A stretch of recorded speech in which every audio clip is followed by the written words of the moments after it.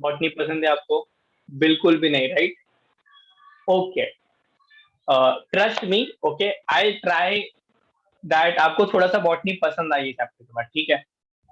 Okay, this chapter is one of the best chapters of your entire 2 years. Okay, very basic chapter, and if you know this chapter, you can go stop. ठीक है, आप थोड़ा ऐसा style मार सकते हो, because there are many terminologies which are very simple. Okay, but not everybody apart from you will know. For example, I'll just give you one simple statement. Just read here. Roots के बारे में क्या लिखा है देखो, पढ़ो. Positively geotrophic. Do you want me to zoom it? No sir, यहाँ से जूम नहीं कर। Positively geotrophic, positively hydrotrophic, negatively phototrophic, है ना? Now let's break the words, right?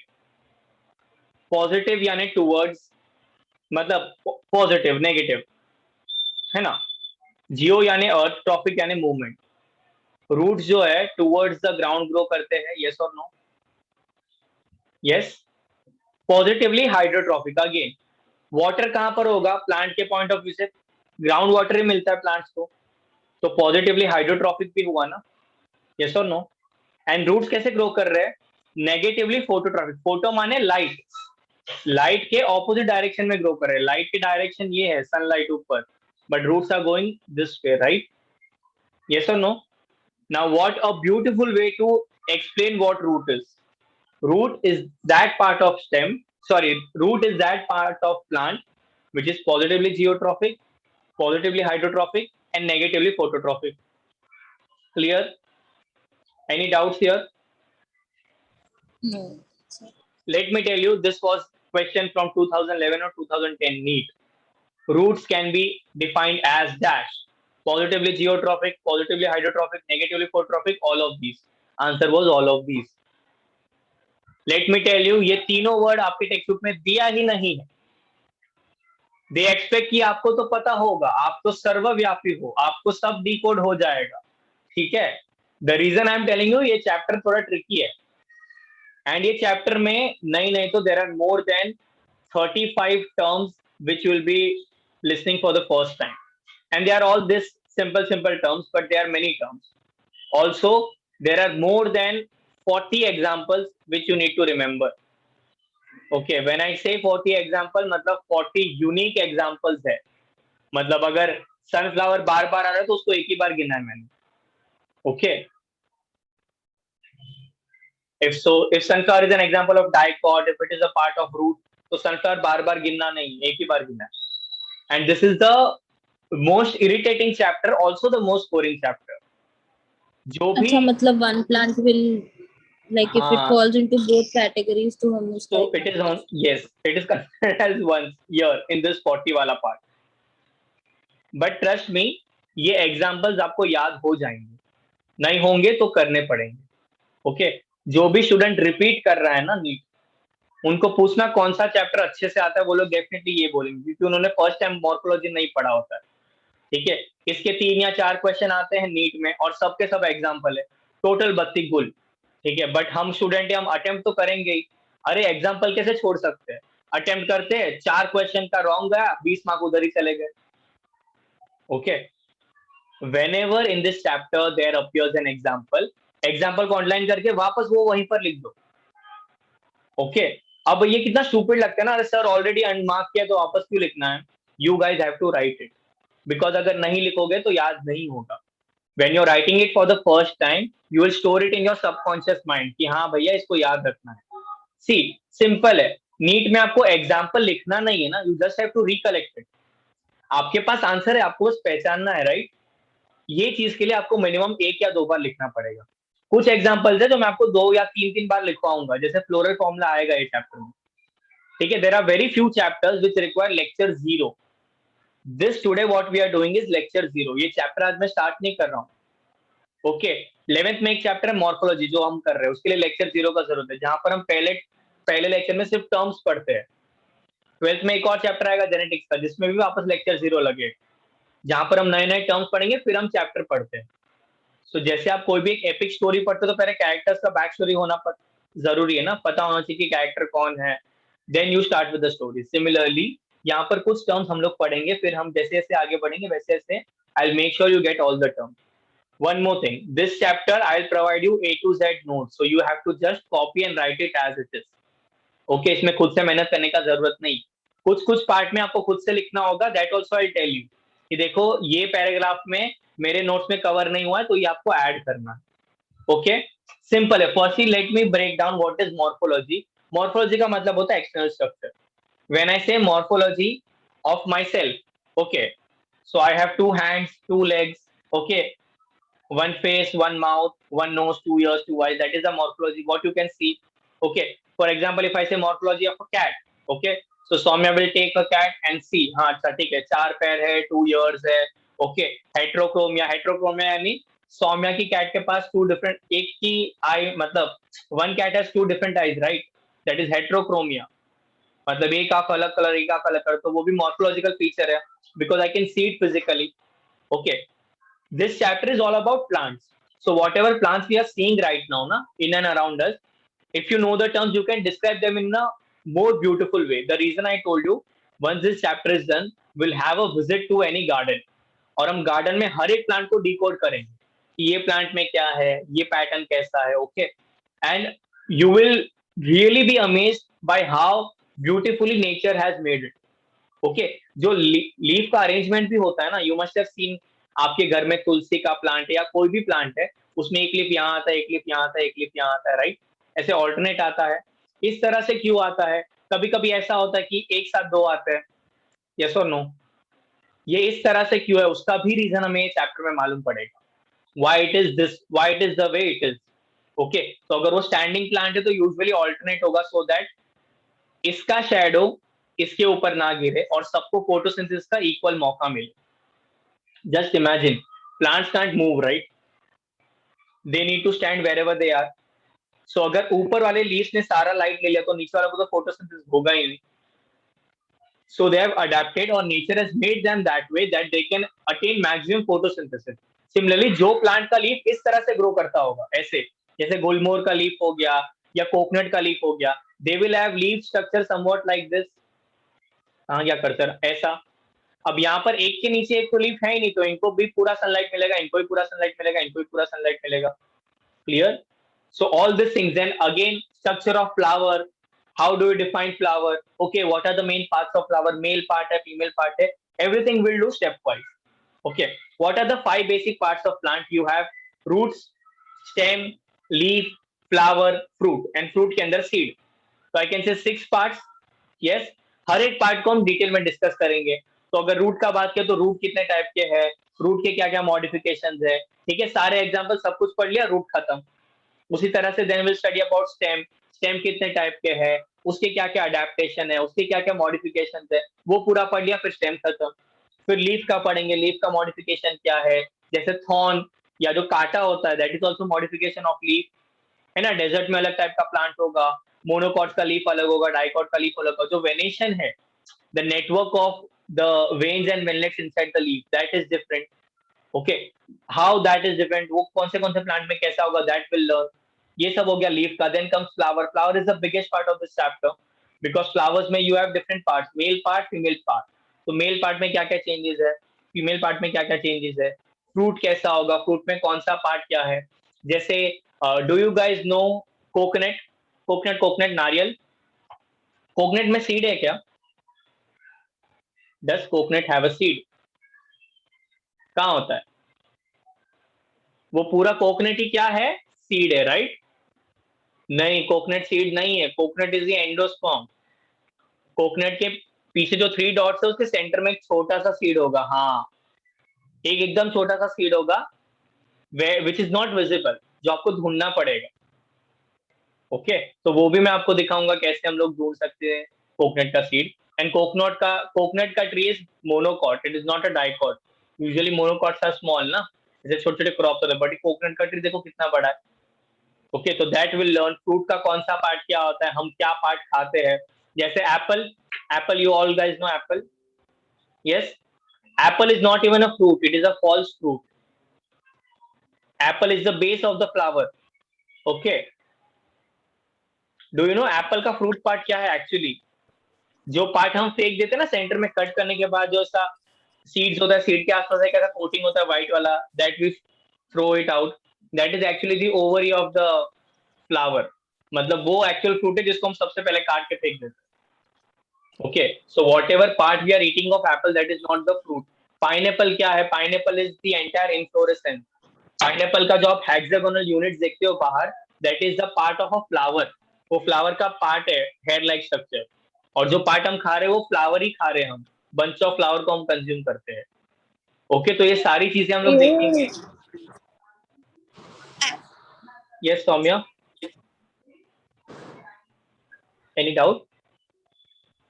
No, my cats were fighting. Oh, okay. So then fruit हो गया, then similarly seed में monocot seed, dicot seed, what are the different parts of seed?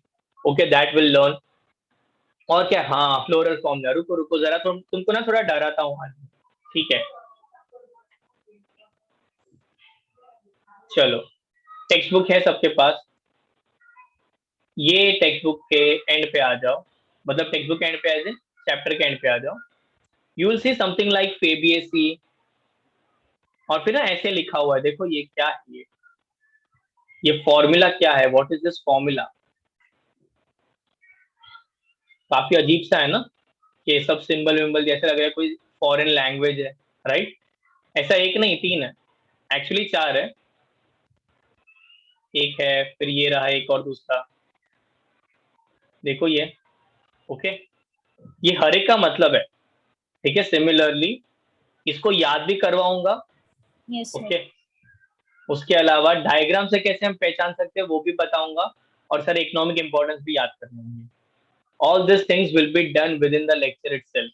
तो जो major part है, जो आपको रटोफाई करना है या जो आपको याद करना है, I will make sure that that is done in the class itself. Okay, but make sure you have your ध्यान एंड कान to the lecture. Okay, floral formula से डेफिनेटली एक क्वेश्चन आएगा, अगर नहीं आया तो पता नहीं आएगा, पक्का आएगा, ठीक है? Every time they ask one question from the floral formula or from this economic importance. Okay, तो वो लोग क्या करेंगे? इतना सिंपल 4 मार्क का क्वेश्चन है ना, क्या करेंगे? ये प्लांट का नाम दे देंगे, and then they will tell you कि इसका फ्लोरल फॉर्मूला क्या होगा, पहचानो। तो आपको पहले देखना होगा, अच्छा बेलाडोना सोलानेसी का है, तो सोलानेसी का फ्लोरल फॉर्मूला क्या है वो आपको पहचानना होगा। ओके, तो you will have to decode everything. Clear? Yes, चलो पहले तो थोड़े टर्म्स जान लेते हैं फ्लावर के। ओके, फ्लावर के पार्ट्स देख लेते हैं। सबसे पहले यू हैव कैलिक्स। कैलिक्स पता है सबको? Yes, the green part. Then you have corolla, then you have androecium. Androecium मतलब एंथर और फिलामेंट होगा, गाइनोशियम में स्टिग्मा स्टाइल ओवरी होगा। ओके, अलग अलग टाइप के फ्लावर होते हैं। There is bisexual flower which has both the sexes, जैसे नॉर्मल फ्लावर होता है अपना, है ना? Hermaphrodite flower, yes, which has both male and female organs. Then there are certain flowers which are only male. They will be called as staminate flower. Yes, सिर्फ male वाला flower. There will be certain flowers which will be only female. They are called as pistillate flower. Okay. Then there are certain flowers which does not have either androecium or gynoecium. They are called as neuter flower, जो mango में था, हमने पढ़ा है 9th में, right? Yes. So all these things basically sunflower का भी sunflower में, हाँ, रे फ्लोरेट, डिस्फ्लोरेट, एक न्यूट्रल था और एक बाइसेक्सुअल फ्लावर था। All this things we are going to learn. Okay, this chapter ना विल डू कंपैरेटिवली, ठीक है? कंपैरेटिवली एज इन, देखो यहाँ पर मैंने से 2-3 पीडीएफ निकाल के रखे हैं। ये वाला जो है ना पीडीएफ, ये पूरा का पूरा आपका एनसीईआरटी बेस्ड है, इसमें कुछ भी पार्ट एक्स्ट्रा नहीं है। जैसा एनसीईआरटी में लिखा है एज इट इज वाला ये पीडीएफ मैंने बनाया है, ठीक है? ये वाले पे आ जाते हैं।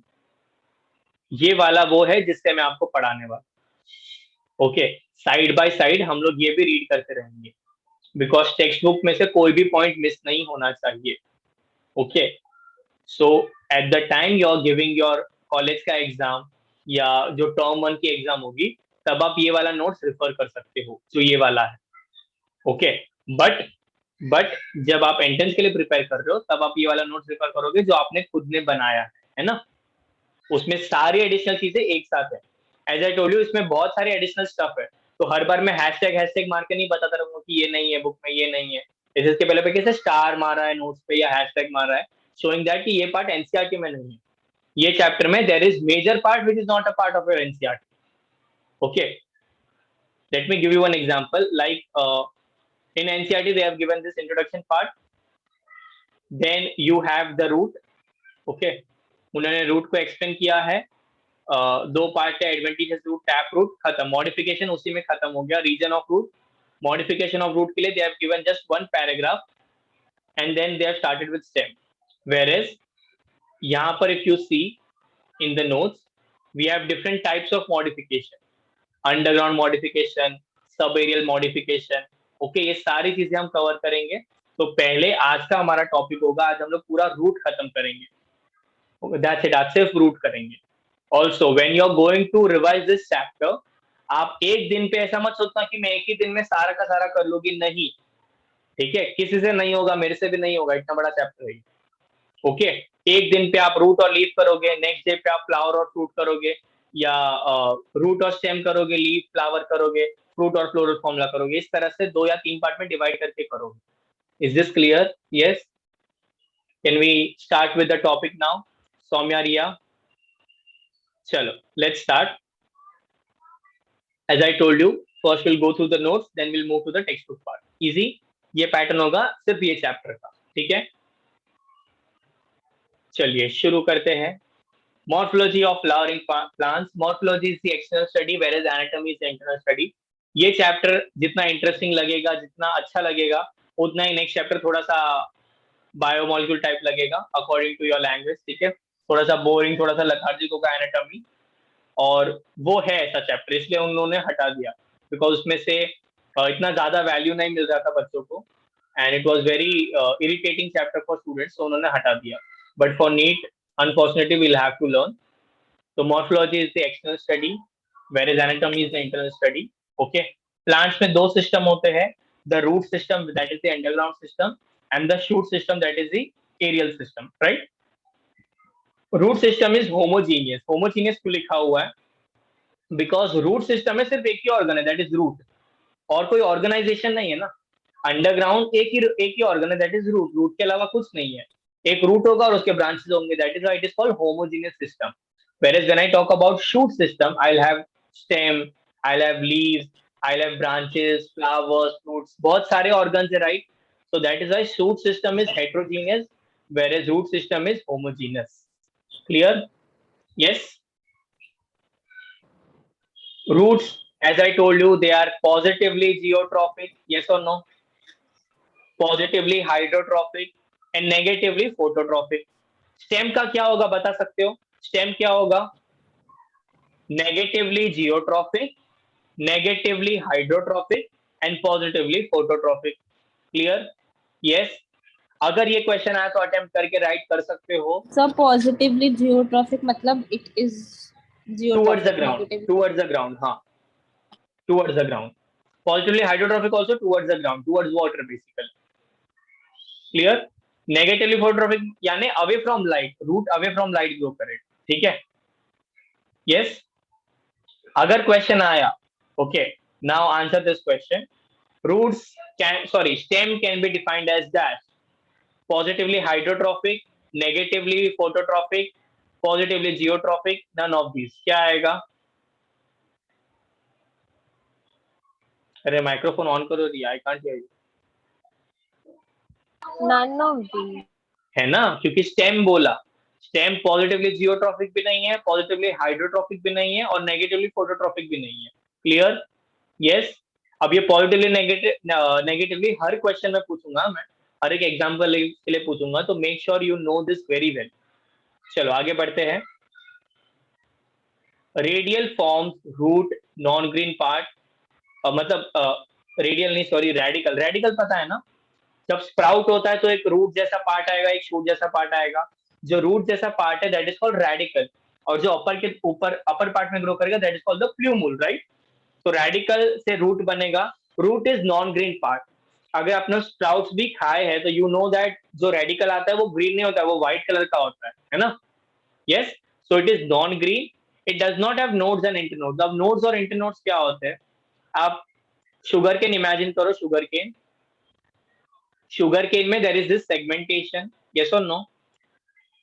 This segmented part is called node. क्या बोलेंगे इसको हम? Node, right? Yes, this is called nodes. और जो दो नोड के बीच की स्पेस है ना, इसको हम कहेंगे इंटरनोड, है ना? ये इंटरनोड होगा। सिमिलरली अगर कोई प्लांट या कोई ट्री भी ग्रो कर रहा है ना, आप कहीं पर भी देखोगे ना, वहां पर ऐसे बल्जिंग होगा, जहां से कोई ब्रांच आ रहा होगा, जहां से कोई लीफ आ रहा होगा, वो पार्ट थोड़ा सा मोटू सा होगा, it will be slightly bulging और there will be some segmentation, be it तुलसी का प्लांट और बीट मनी प्लांट ऑल्सो। कोई प्लांट में देखो जहां से आ रहा है वो वहां पर कहीं थोड़ा सा तो डिफरेंशिएशन होगा, that is called the node. और वो स्पेसिफिक पार्ट रीजन से ही ग्रो करेगा, that is a property. Okay, और वो दो के बीच का जो स्पेस होगा that will be called as internode, right? Easy. Roots में नोड्स इंटरनोड्स जैसा कुछ नहीं होता है, और सब सेम टाइप के ऑर्गन होते हैं, that is why it is called as homogeneous. Okay, let's move forward. A typical root, typical root का डायग्राम ना यहाँ पर बुक में भी दिया हुआ है, एक ये भी डायग्राम है, और जो बुक वाला डायग्राम है वो भी देख लेते हैं हम लोग। ये रहा टिपिकल रूट का diagram. whenever you have something called as typical root या diagrammatic representation of root या ऐसा कुछ भी होगा ना, इतना है देखो, ऐसा कोई सच में रूट है नहीं, ये हम डायग्राम बना रहे हैं to explain the different parts of root, है ना? ऐसा तो कोई रूट है ही नहीं ना कि यहाँ पर ऐसे रूट है और नीचे कुछ भी नहीं है, ऐसा तो नहीं होता है कभी भी। This is the diagrammatical representation, like जैसे हम कैसे बोलते हैं कि ये एक आदमी है, सच में थोड़ी ऐसा कोई आदमी है, नहीं ना, this is just for representational purposes. Similarly ये जो टिपिकल रूट है या जो डायग्राम है of a typical root, okay, it is also called a cartoon of a root. Cartoon यानी रिप्रेजेंटेशन ऑफ अ रूट, ऐसा डायग्राम जहां से हम सारे पार्ट्स को समझ सकते हैं, सारे पार्ट्स को पढ़ सकते हैं। Clear? Yes, so this is a typical diagram of root. You can see सबसे लोएस्ट पार्ट पे है रूट कैप। क्या है? Root cap. Root cap is that part जो रूट के एकदम टिप पर होगा, ओके, और ये पार्ट ना सिक्रीट करेगा म्यूसिलेज, यानी म्यूकस सिक्रीट करेगा। Now imagine why this mucus is important. See, root deep soil तक जाएंगे, राइट? तो अगर म्यूकस होगा तो वहां का सॉइल गीला होगा, गीला होगा तो वहां पर डिग करना इजी होगा, यस और नो? आपने कभी ग्राउंड पे क्रिकेट खेला है या देखा होगा, वो लोग पानी डालते हैं फिर स्टंप डालते हैं ना, पानी डालने से क्या होगा? The soil becomes loose, so the penetration becomes much more simpler, right? और ये पानी नहीं है, इट इज अ म्यूकस, और एकदम छोटा सा रीजन होगा, इतना माइक्रोस्कोपिक होगा शायद दिखेगा भी नहीं कि रूट कैप कहां पर है। Okay, as I told you ये एक रिप्रेजेंटेशनल है, तो हर एक रूट में रूट कैप मत ढूंढना, ओके, वो कभी ना कभी उसके पास होगा। क्लियर? रूट कैप के जस्ट ऊपर होगा region of meristem. What do you mean by meristem? Ever growing cells और एवर डिवाइडिंग सेल्स, ऐसे सेल्स जो हमेशा ग्रो करते रहेंगे, है ना? सपोज ये रूट है, ठीक है, रूट में ये वाला पार्ट ग्रो कर रहा है, ग्रो कर रहा है, ग्रो कर रहा है, ग्रो कर रहा है, ठीक है। अब ये पार्ट ग्रो कर करके ये और आगे चला गया, तो अब रीजन ऑफ मेरिस्टेम मेरा यहाँ पर आएगा, यस और नो? रीजन ऑफ मेरिस्टेम हमेशा चेंज होता रहेगा। इनफैक्ट ये इतना फास्ट ग्रो करता है कि कभी भी मेरिस्मेटिक टिश्यू पे कोई फंगस या वायरस अटैक नहीं कर सकता, क्योंकि जब तक वो अटैक करेगा मेरिस्मेटिक रीजन आगे पहुंच गया। समझ रहे हो? तो रीजन ऑफ इलोंगेशन या उसके ऊपर वाले रीजन पे इन्फेक्ट करेगा, तो हमेशा मेरा रीजन ऑफ मेरिस्मेटिक एक्टिविटी हमेशा स्टेराइल रहेगा, because it grows so fast. Okay, you must have done that onion root tip वाला एक्टिविटी इन स्कूल। ऑनियन के रूट टिप में से माइटोसिस मियोसिस देखते हैं। अरे क्या था एक्टिविटी, सेल डिवीजन वाले चैप्टर में। ओके, तो ऑनियन के रूट को भी अगर जब हम पानी में रखेंगे ना, तो उसका जो रूट का टिप होगा वहां पर आपको मेरिस्मेटिक एक्टिविटी दिखेगा, वही पार्ट में मैक्सिमम सेल डिवीजन नजर आता है। उसके ऊपर वाला पार्ट होगा region of elongation. Region of elongation यानी यहाँ पर रूट का लेंथ ग्रो करेगा, यानी यहाँ के सेल जैसे थोड़े से कॉलमनार शेप सेल्स होंगे, कॉलमनार तो नहीं बोलते बट ऐसे लॉन्ग पिलर लाइक सेल्स होंगे। Columnar cell tissue, animal tissue के लिए होता है। Okay, so they are tall cells which will help in increase of length. Then comes region of maturation. अच्छा, by the way region of maturation के अलावा ये reason को हम कहते हैं रीजन ऑफ अब्जॉर्प्शन, बिकॉज ये जो आप देख रहे हो they are called as root hair. This root hair are unicellular, यहाँ पर ऑल्दो बड़ा बड़ा दिख रहा है, रिप्रेजेंटेशन है. They will be microscopic small, okay, which will help in increasing the surface area and increasing the absorption capacity of the roots. Clear? Yes. तो कौन से रीजन है? Region of root cap, region of meristem, region of elongation, region of maturity, region of absorption. ये 5 region है. Easy? Yes, सबका function clear है? Okay, चलो I just erase it. अब हम आ जाते हैं नोट्स पे, देखते हैं नोट्स में क्या लिखा हुआ है. रूट कैप, सेल डिवीजन यानी region of meristem, region of elongation, root hair है तो ये रीजन ऑफ अब्जॉर्प्शन हो गया, और ये region of maturation. Clear? Absorption पहले आएगा फिर मेच्योरेशन आएगा. अगर ये नीचे से ऊपर पढ़ना है तो cap, meristem, elongation, absorption, maturation. Okay, clear? चलो लेट्स रीड इट, क्या क्या लिखा हुआ है.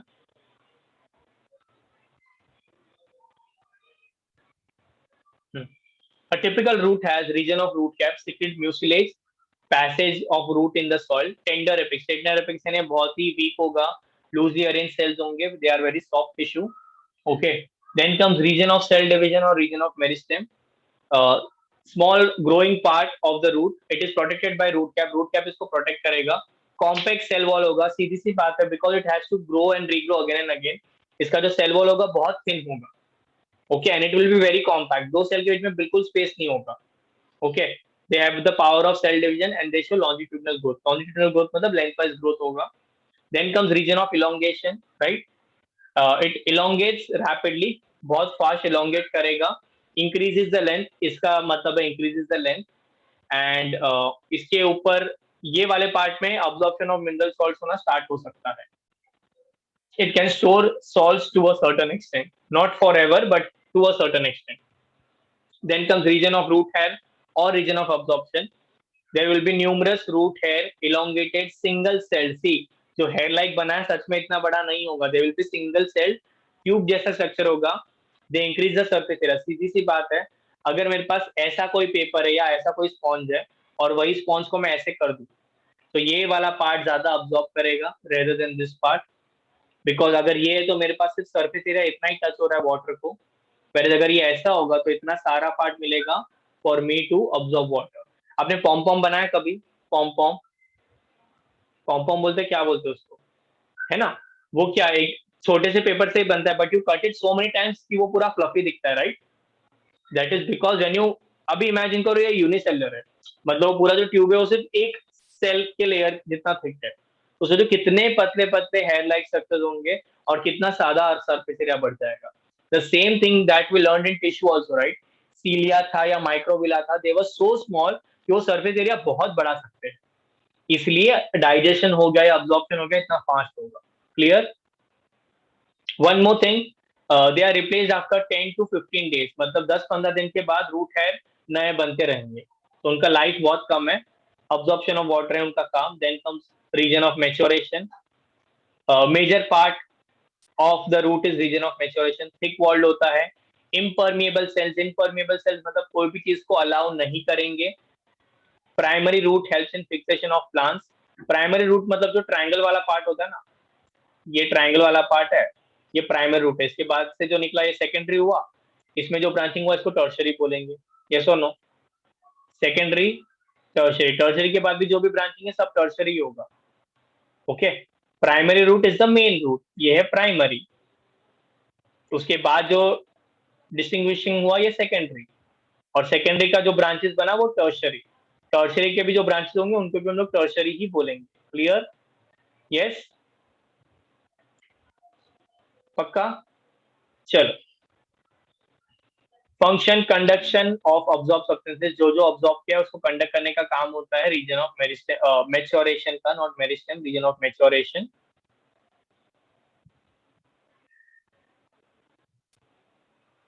Then comes your function of root. Function of root is fixation, absorption of water and minerals, and additional function क्या है, इसके अलावा जो जो फंक्शन है सब एडिशनल है. सम स्टोर फूड, कुछ कुछ रूट्स जो है फूड को स्टोर करेंगे. They will help in respiration, exchange of gases, right. And they are important for vegetative reproduction. Vegetative reproduction मतलब रूट को कट करके तुम कहीं और ग्रो करोगे तो वहां से वापस स्टार्ट होगा. इजी? यस, पक्का? चलो, टाइप्स ऑफ रूट. दो बेसिक टाइप ऑफ रूट है. टैप रूट सिस्टम, जिसको हम लोग ट्रू रूट सिस्टम कहते हैं. दूसरा है एडवेंटिशियस रूट. टैप रूट होता है डाइकॉट्स में. किसमें होता है? डाइकॉट्स में. ओके. टैप रूट मतलब ऐसा, टैप टैप मतलब वो नल वाला टैप नहीं, अब भौरा वाला टैप. ठीक है, लट्टू वाला tap. It develops from radical. Very very important. Tap root का डेफिनेशन क्या है? The root which develops from radical is called a tap root. इसमें प्राइमरी, सेकेंडरी, टर्सरी रूट्स होंगे. मतलब ये मेन रूट होगा, उसकी ब्रांचिंग होगी, उसकी और ब्रांचिंग होगी. यस और नो? यस. डाइकॉट प्लांट्स में होता है vertically downwards and horizontally outwards. पहले ऐसे ग्रो करेगा, फिर ऐसे ग्रो करेगा. Clear? Example sunflower, mango. Easy? Cool? Yes. ये है about tap root. Tap root में क्या? रेडिकल से आना चाहिए, प्राइमरी, सेकेंडरी, टर्सरी रूट्स होने चाहिए, नीचे की तरफ ग्रो करना चाहिए और नीचे जाके horizontally outward. Example sunflower, mango. अब आते हैं एडवेंटिशियस रूट पर. एडवेंटिशियस रूट का डेफिनेशन क्या है देखो. By the way, adventitious root को हम फाइब्रस रूट भी कहते हैं. Develop from any other part except radical. कहीं से भी आऊंगा मगर रेडिकल से नहीं आऊंगा. ओके. कुछ कुछ बच्चे ऐसे जिद्दी होते हैं ना, ये तो खाऊंगा ही नहीं. ठीक है, सपोज उनको चॉकलेट चाहिए और उनको चॉकलेट लेट मिल गया, तो फिर जिद में वो लोग चॉकलेट ही नहीं खाएंगे. ठीक है, कुछ भी करेंगे, खाएंगे ही नहीं.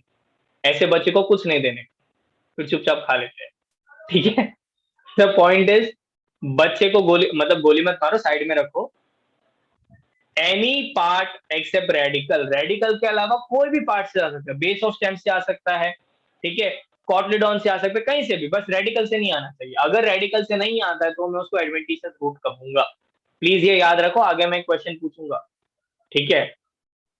Adventitious root does not appear from radical. Clear? Yes, पक्का.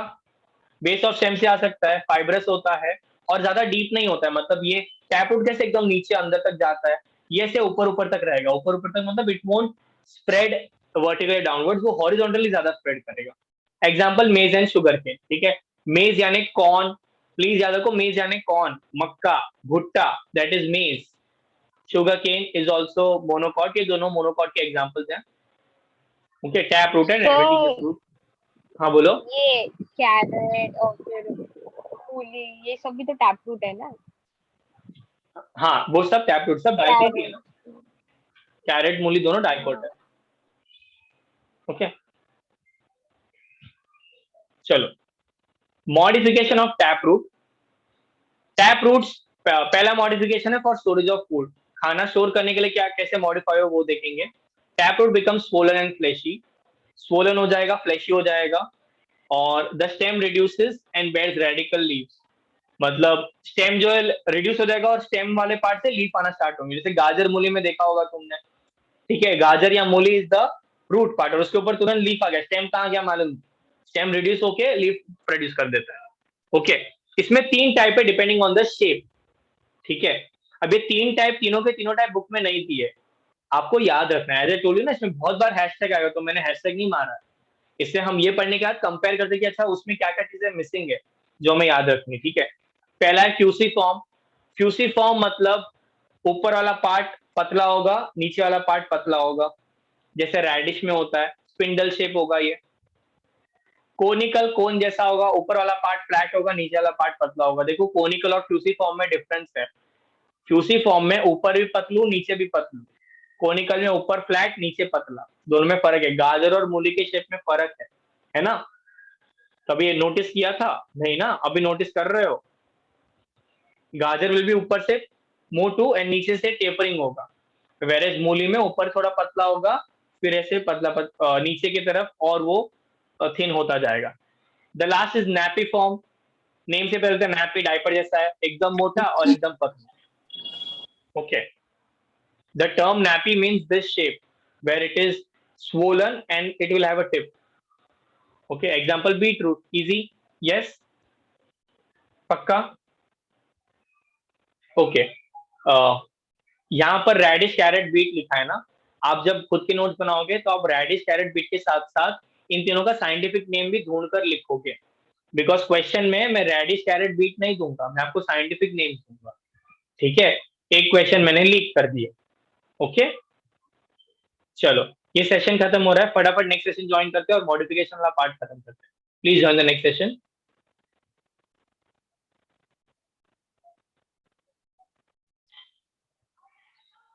Okay, this is the last part of the chapter and probably one of the most important parts from entrance exam point of view, because if you consider the last 10 to 15 years paper, from this exact one paragraph or half a page, सिर्फ ये को-फैक्टर में से कम 4 बार question आ चुका है, सिर्फ यहाँ से लेकर यहाँ तक पूरा पूरा everything, and it is explained यार वेरी वेगली, बहुत ही इतना अच्छे से एक्सप्लेन नहीं किया उन्होंने, so we will have to I try to draw something and make it for you.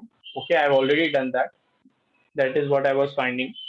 So वो आप as it is लिख दो, कहाँ लिखोगे वो भी बताता हूँ, you'll write it in the lecture today only.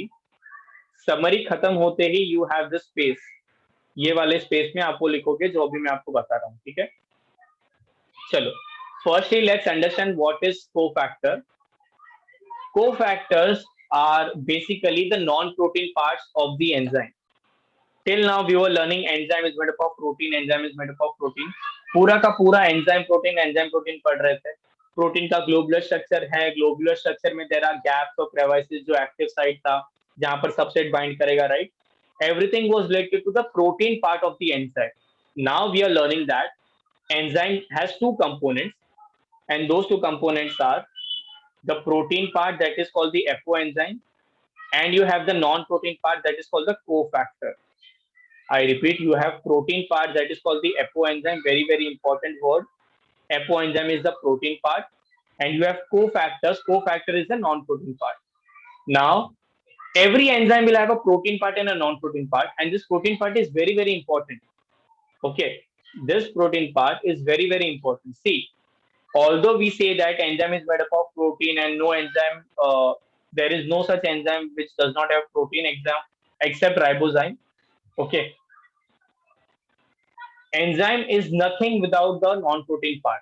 Cofactor के बिना एंजाइम एंजाइम ही नहीं, वो सिर्फ एक नॉर्मल प्रोटीन है. Okay, have you seen Munna भाई एमबीबीएस? देखा है आपने मूवी? ओके, अब मुन्ना भाई एमबीबीएस में मुन्ना भाई इंपॉर्टेंट है, बट सर्किट भी तो इंपॉर्टेंट है ना. अगर सर्किट को पिक्चर में से निकाल दो, मूवी में से निकाल दो, ठीक है, तो मूवी बनेगा क्या? डू यू थिंक मुन्ना भाई का रोल इतना इंपॉर्टेंट होगा? बट टाइटल में सर्किट का नाम नहीं है, राइट? टाइटल में क्या मुन्ना भाई एंड सर्किट नहीं है ना, मुन्ना भाई एमबीबीएस लगे रहो Munna Bhai. The point I am trying to say is, although the non-protein part we don't consider while we are classifying the enzyme, okay, but this non-protein part is very important for the catalytic activity of the enzyme. हम कहते हैं enzyme catalyst है, catalyst है, catalyst है. ये जो catalytic property है enzyme का, that property is only and only because of the non protein part. अगर ये नॉन प्रोटीन पार्ट नहीं होगा तो एंजाइम के पास कैटलिटिक का प्रॉपर्टी ही नहीं होगा. Is this clear? यस, पक्का? Okay. Apoenzyme is the protein part and the cofactor is the non protein part. Cofactor के 3 पार्ट है, वेरी वेरी इंपॉर्टेंट. कोफैक्टर के 3 पार्ट है, prosthetic group, coenzyme and metal ions. I repeat, protein has 3 parts: prosthetic group, coenzyme and metal ions. Now please don't confuse yourself with cofactors and coenzyme.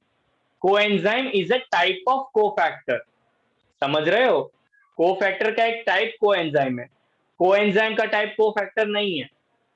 There will be a statement which you will have to identify. A statement says that there was a question which read, select the incorrect option out of the following, and there one option was that coenzyme is a part of cofactor. Other example was cofactor is a part of coenzyme. Okay, which statement is correct? Coenzyme is a part of cofactor. Clear? Yes. Coenzyme cofactor का part है, cofactor coenzyme का part नहीं है। Cofactor में 3 component है, उसमें से एक कोएंजाइम है। ऑल्दो हमारा ब्रेन हमें बोलता है एंजाइम है तो एंजाइम के साथ कोएंजाइम होगा, नहीं, एंजाइम के साथ कोफैक्टर है, कोफैक्टर का एक टाइप कोएंजाइम है। Is this clear? यस, पक्का? चलो, यहाँ पर मैंने 3 ऐसे अलग अलग कॉलम्स रखे हैं। Obviously as you guys know I have a beautiful handwriting. Okay, तो ये मेरे स्टूडेंट की नोट्स है। This is not my handwriting, I have not seen. Prosthetic group पहला टाइप है, कोएंजाइम दूसरा टाइप है और मेटल आयंस तीसरा टाइप है। हम लोग एक एक करके पढ़ेंगे, ठीक है? Prosthetic group, what do you mean by prosthetic? You must have heard ना कि प्रोस्थेटिक्स लगाया मेकअप के टाइम पर, या prosthetic leg, prosthetic arm. Prosthetic का मतलब होता है anything which is artificially added और anything which is added externally, right? Yes, अभी एंजाइम में तो हम कुछ आर्टिफिशियली ऐड नहीं कर रहे हैं, but basically anything which is added externally that is called as prosthetic. Easy? Yes. So prosthetic group is a group which is added externally to the protein part of the enzyme. This is organic by the term organic, which means उसमें carbon होगा, hydrogen होगा. Yes. It is tightly bound to the protein part. Very very important. Prosthetic group is tightly bound. मतलब protein part के साथ हमारा जो cofactor है, ठीक है? In this case prosthetic group is tightly bound. अगर tightly bound होगा मतलब वो substrate के साथ भी tightly bind करेगा. Yes or no? यस। अगर मुझे बताओ एंजाइम और सबस्ट्रेट का अगर टाइट बाइंडिंग है तो रिएक्शन फास्ट होगा या स्लो होगा? आई रिपीट, अगर एंजाइम और सबस्ट्रेट का बाइंडिंग टाइट है तो फास्ट होगा, स्लो होगा या कांट से क्या होगा rate of reaction? Yes Riya, what do you think? Slow. Okay, Saumya, what is your answer? या फास्ट। अरे स्लो होगा। ओके, स्लो क्यों होगा? Can you try to explain Riya? Tight bind कर रहा है तो स्लो क्यों होगा? क्योंकि फिर वो सेपरेट नहीं हो पाएंगे ना जब उनको होना होगा, प्रोडक्ट बनेगा। हाँ, थैंक यू, वेरी गुड। चलो, मतलब लास्ट लेक्चर का याद। द पॉइंट इज एंजाइम पहले सबस्ट्रेट के साथ बाइंड करेगा, फिर वो एंजाइम प्रोडक्ट बनेगा और प्रोडक्ट रिलीज आउट हो जाएगा। अगर ये बाइंडिंग टाइट है तो ये फटाफट निकलेगा नहीं, अगर फटाफट निकलेगा नहीं तो ये एंजाइम वापस नेक्स्ट सबस्ट्रेट को नहीं पकड़ पाएगा। यस और no? The point is if it is tightly bounded which means it won't be able to form product very easily. वो इजीली छोड़ नहीं पाएगा प्रोडक्ट को। अगर वो इजीली प्रोडक्ट को छोड़ नहीं पाएगा मतलब वो नेक्स्ट सबस्ट्रेट को पकड़ नहीं पाएगा। Clear? Yes. Prosthetic groups are tightly bound to the protein part. Example है peroxidase enzyme. Okay, peroxidase enzyme में हीम प्रोटीन होता है, सॉरी हीम कोफैक्टर होता है या हीम प्रोस्थेटिक ग्रुप होता है। Heme is present in the enzyme peroxidase and catalase. Can you remember where is peroxidase and catalase in our body? कहां पर है ये? सेल चैप्टर पढ़ा है, सेल चैप्टर, सेल ऑर्गेनल्स का last part. peroxidases, catalases, hydrolases, there are certain single membrane bound, microtubule के बाद वाला पार्ट, माइक्रोट्यूब्यूल नहीं, माइक्रोट्यूब्यूल के बाद वाला part sorry, there are certain single membrane bound organelle which store specific enzyme. Okay, example peroxidases and catalases. ये peroxidases और catalases में दोनों में हीम होता है। हीम यानी आयरन कंटेनिंग कंपाउंड, हीम यानी iron containing compound. Clear?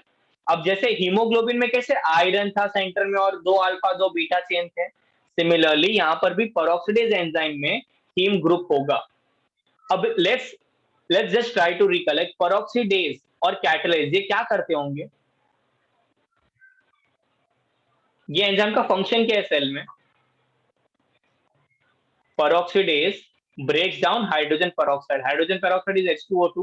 Yes, H2O2 is toxic to cell. तो इसको तोड़ने के लिए कुछ कुछ सेल में कभी कभी पेरोक्सिडेजेस नाम का ऑर्गेनल होगा जिसके अंदर पेरोक्सिडेज एंजाइम होगा। ये उसको ब्रेक डाउन करेगा into water that is H2O and oxygen that is O2। अब वाटर और ऑक्सीजन दोनों ही सेल के लिए हार्मफुल नहीं है, इसलिए peroxidase enzyme is important. Clear? Similarly catalase helps in breaking down double bond और ट्रिपल बॉन्ड। बेसिकली सैचुरेटेड करता है वो कंपाउंड को, अनसैचुरेटेड कंपाउंड को सैचुरेटेड कंपाउंड में करता है। या इन जनरल कोई भी बड़े मॉलिक्यूल को ब्रेक करने के लिए we will require catalase enzyme. Clear? Yes. What three things you need to remember? Prosthetic group is the part of cofactor. It is the non-protein part. It is organic and tightly bound to it. Example, heme in peroxidase enzyme. Clear? Easy? Yes. Riya, Soumya, any doubts? पक्का आगे बढ़े? चलिए आगे बढ़ते हैं। Next is coenzyme. Coenzyme as the name suggest, it is not the enzyme, it is the supporting role of enzyme. वो cooperative enzyme, मतलब वो कोऑपरेट करेगा एंजाइम को। ये भी ऑर्गेनिक है, but the point here to remember is it is transiently bounded, which means it is loosely bounded to it. It is not tightly bounded, वो loosely bind करता है। इसका एग्जांपल है coenzyme NAD। NAD is nicotinamide dinucleotide, okay. और NADP is nicotinamide dinucleotide phosphate. NADP के बारे में आप आगे आने वाले चैप्टर में डिटेल में पढ़ने वाले हो। ये जो NADP है ये आपका को फैक्टर होगा for vitamin B3। Vitamin B3 क्या है पता है? What is vitamin B3? What is the name of vitamin B3 बताओ? Pantothenic acid. तो क्या है? What is the name of vitamin B3? Saumya बताओ।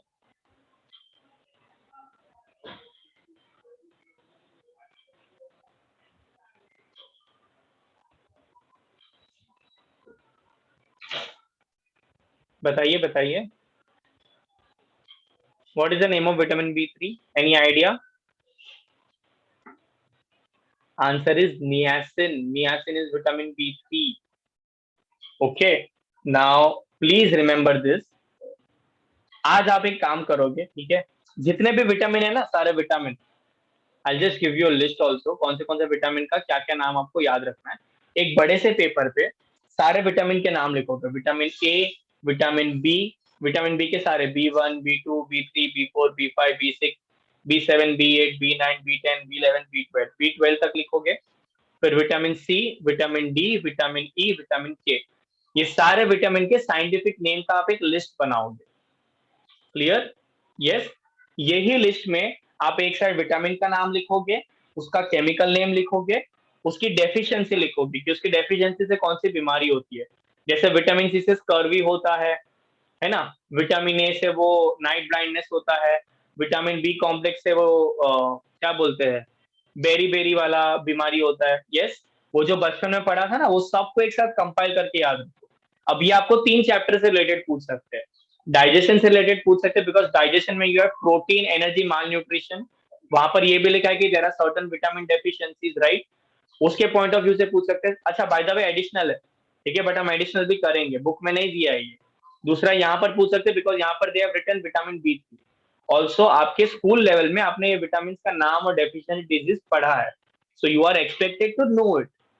तीसरा, आपको एक चैप्टर आएगा 12th में, that is human health and disease. उसमें भी डिजीजेस के बारे में है, और ये deficiency are nothing but a type of disorder और डिजीजेस। प्लीज रिमेंबर, ये लिस्ट मुझे चाहिए। आप ये लिस्ट मुझे नेक्स्ट लेक्चर तक भेजोगे, मतलब फ्राइडे के पहले मुझे लिस्ट भेजो, ठीक है। बहुत इजी है, 15 मिनट में हो जाएगा। गूगल सर्च करना है और फटाफट लिस्ट में लिखना है। प्लीज पेपर और बुक में लिखो, डिजिटल होगा तो प्रिंट करवाऊंगा, बेटर है बुक और पेपर में लिखो। ओके, ठीक है। Saumya, clear? Yes? Yes, sir. And what are vitamins? Vitamins are nothing but vital amines. Amines are nothing but proteins only, right? Amino acid, है ना। तो ये एंजाइम के लिए NADP जो है वो कोएंजाइम का काम करेगा। क्लियर? यस।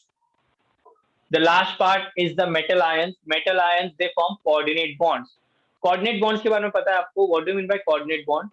कोऑर्डिनेट बॉन्ड्स यानी ऐसे कॉम्प्लेक्स कंपाउंड होगा, जैसे सपोज क्लोरोफिल का स्ट्रक्चर अगर मैं बनाऊं तो यहाँ पर मैग्नीशियम होता है, यहाँ पर एक नाइट्रोजन वाली रिंग होगी, यहाँ पर एक नाइट्रोजन वाली रिंग होगी, यहाँ पर एक नाइट्रोजन वाली रिंग वो होगी। लोन पेयर वाला ना? हाँ, लोन पेयर वाला, वेरी गुड। और यहाँ पर CH2 CH2 CH2 वाला बॉन्ड होगा। So this magnesium is bounded to 4 nitrogen containing cycles and CH2. So magnesium is forming a covalent bond. Clear? Yes. Wherever you have a metal which forms a covalent bond to the enzyme part, it can be called as metal ion. Yes. Okay. So metal ions, they form coordinate bonds. Example, zinc for carboxypeptidases. Carboxypeptidase कहाँ होता है? Intestine में होता है। Yes or no? Carbohydrate और proteins को break down करने में हेल्प करेगा। Yes, okay, easy. वापस से फटाफट एक बार रिवाइज कर लेते हैं। Cofactors are the non-protein part of the enzyme. Enzyme has two parts: apoenzyme, that is the protein part, and cofactor, that is the non-protein part. These cofactors have three types. What are the three types? Prosthetic groups, coenzyme, metal ions. Prosthetic group, organic, binds tightly. Okay. Example, heme in peroxidase enzyme. Second is coenzyme. Coenzyme is also organic, but this bonds transiently or loosely. Example, NADP in vitamin B3, that is niacin. Third, metal ion. Metal ions form they have a metal, and the metal is bounded by coordinate bonds. Example, zinc in carboxypeptidase. Easy? Yes. Now, one more thing. Catalytic activity is lost when the cofactor is removed from the enzyme, which testifies that they play a crucial role in the catalytic activity of the enzyme. क्या लिखा है यहाँ पर? ध्यान से पढ़ो। जब तक कोफैक्टर है तब तक एंजाइम कैटलिस्ट है। कोफैक्टर नहीं तो एंजाइम का प्रॉपर्टी भी खत्म। ओके, एंजाइम के पास अगर कोफैक्टर नहीं होगा तो सिर्फ वो प्रोटीन रहेगा, उसके पास कैटालिसिस का एक्टिविटी नहीं रहेगा। And that is the main property that we require, right? हमें यही चाहिए ना कि वो रेट ऑफ रिएक्शन को बढ़ा दे या रेट ऑफ रिएक्शन को कंट्रोल करे। यस और no? So catalytic activity maintain रखने के लिए we require cofactors. Is this clear? Yes, any doubts? No, sir.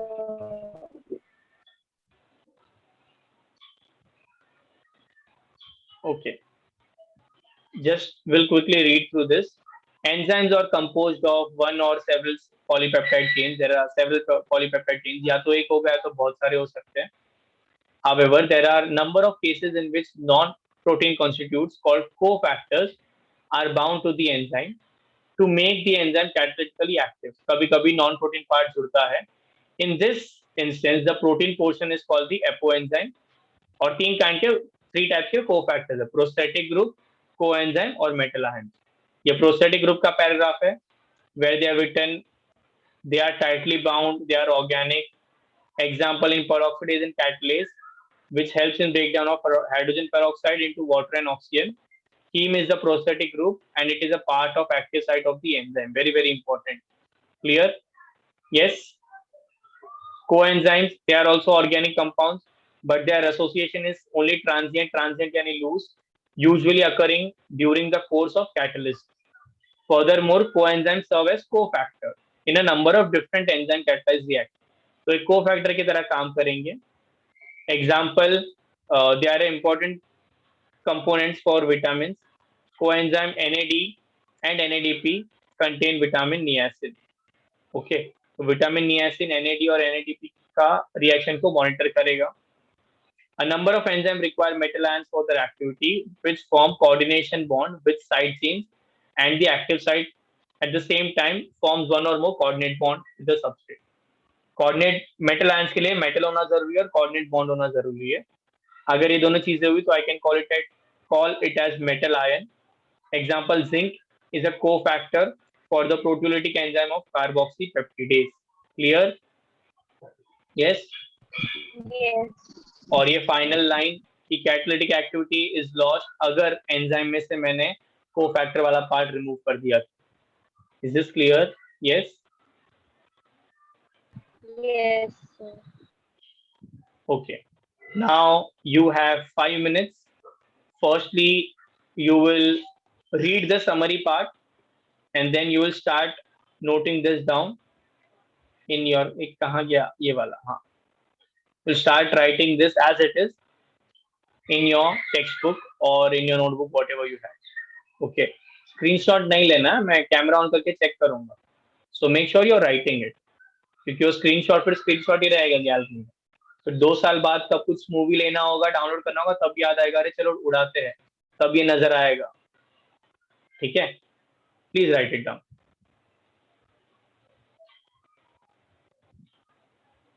By this I end the chapter. Any difficulty in this chapter? Quite lengthy lethargic chapter, right? But trust me, it is really very important. Okay, I don't recollect the year, but there was a year in which NEET के exam में there was 6 questions from biomolecule. Imagine 6 question यानी 24 marks सिर्फ biomolecule का.